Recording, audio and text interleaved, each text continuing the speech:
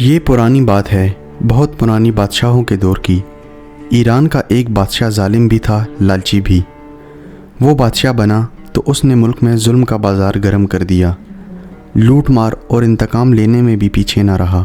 ملک کے حالات خراب ہو گئے، بازار بالکل سنسان ہو گیا تھا، لوگ نقل مکانی کرنے لگے تھے، کھیت اور کارخانے اجڑ گئے اور ملک میں خوشحالی اور قید پڑ گیا۔ لیکن بادشاہ کے کان پر جوں تک نہ رینگی۔ بادشاہ کم عقل بھی تھا، وہ سمجھتا تھا کہ اس کا اقتدار اور اس کا اختیار کبھی زوال پذیر نہیں ہوگا، وہ دنیا میں اسی طرح عیش کرتا رہے گا۔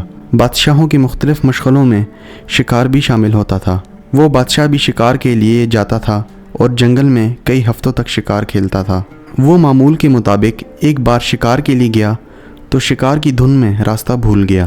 اس کے محافظ اور اس کا لشکر بادشاہ کو ڈھونڈتا ہوا کسی دوسری سمت نکل گیا اور بادشاہ کا گھوڑا اسے جنگل کے کسی اندھیرے گوشے میں لے گیا۔ بادشاہ تھک چکا تھا، وہ ستانے کے لیے ایک درخت کے نیچے لیٹا، اسے نیند آ گئی۔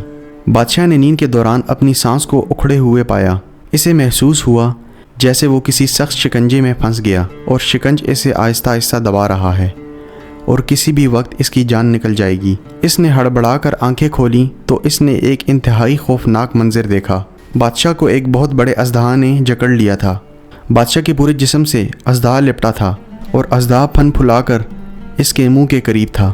بادشاہ کے منہ پر اژدہا کی پھنکار پڑ رہی تھی اور بادشاہ بار بار اژدہا کی پھنکاروں کو اپنے گالوں، اپنے ماتھے، اپنے ہونٹوں تک آتا اور محسوس کر رہا تھا۔ بادشاہ کی جان نکل گئی، وہ اپنا آخری وقت اپنے سامنے دیکھ رہا تھا۔ اژدہا ایک پہر تک بادشاہ کے بدن سے لپٹا رہا، وہ بار بار اپنی زبان بادشاہ کے گالوں پر رگڑتا تھا اور اس کے جسم کو اپنے شکنجے میں کسا ہوا تھا۔ شام کو اچانک اژدہا نے آسمان کی طرف دیکھا، گردن ہلائی، اپنے بل کھولے اور آہستہ آہستہ سرکتا ہوا جنگل میں غائب ہو گیا۔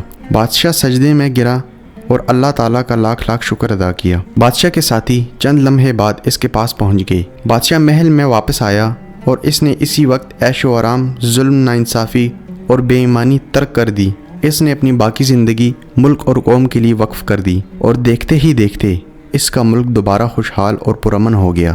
لوگ دوسرے ملکوں سے نقل مکانی کر کے اس کے ملک میں آباد ہونے لگے، جبکہ بادشاہ پوری زندگی اس اژدہا کا شکریہ ادا کرتا رہا۔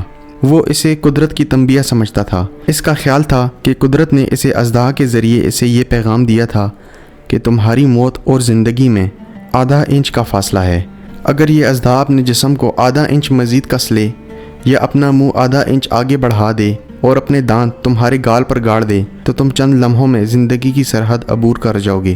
بادشاہ کا خیال تھا کہ اس اژدہا نے مجھے یہ پیغام دیا، یہ زندگی اور اقتدار اللہ تعالیٰ کی امانت ہے، اور اگر تم اس امانت کی قدر نہ کرو تو اللہ تعالیٰ تم پر مصیبتوں کے ایسے بے شمار اژدہا اتار دے گا اور اس کے بعد تمہیں دنیا میں کسی جگہ پناہ نہیں ملے گی۔